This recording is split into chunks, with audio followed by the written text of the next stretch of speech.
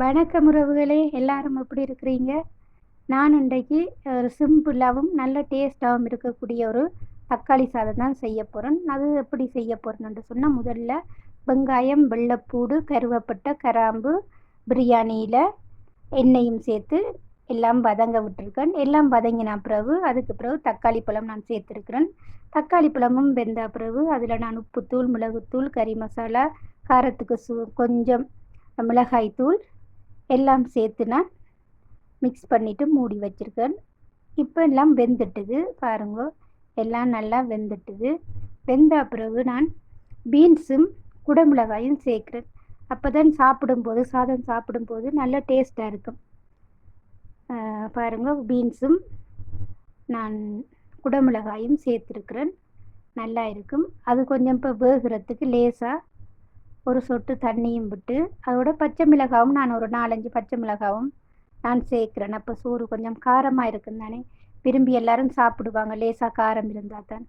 அப்போ அதனால் நான் 4-5 பச்சை மிளகாவும் சேர்த்து லேசாக சொட்டு தண்ணியும் விட்டு ஒரு சொட்டு 2-3 நிமிஷம் மூடி வச்சோம்னு சொன்னால் அதெல்லாம் நல்லா வெந்து வந்துடும்.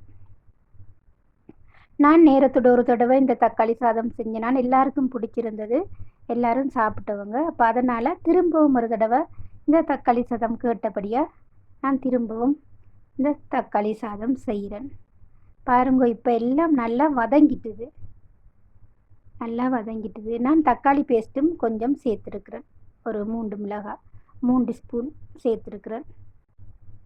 இப்போ எல்லாம் நல்லா வதங்கிட்டு நான் சோறு அரைப்பதமாக அவிச்செடுத்து வச்சிருக்கிறேன். அரைவாசி அரைப்பதத்தில் அவிச்செடுத்து வச்சிருக்கிறேன்.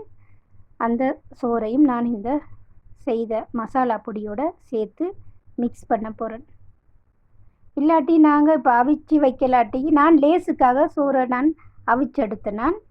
அப்படி இல்லாட்டி நாங்கள் வெந்த மரக்கறிக்குள்ளேயே தண்ணியையும் ஊற்றி அப்படி அரிசியையும் போட்டு அளவோட தண்ணியாக வச்சோம்னு சொன்னால் சோறு அளவோட கணக்காக வரும். நான் அப்படி செய்யாமல் இது கொஞ்சம் லேஸுக்காக சோறையும் வடிச்செடுத்து வச்சினேன். இந்த மசாலா பொடியெல்லாம் நல்லா இதாகின பிறகு நான் சோறை கொட்டி கிண்டுறேன்.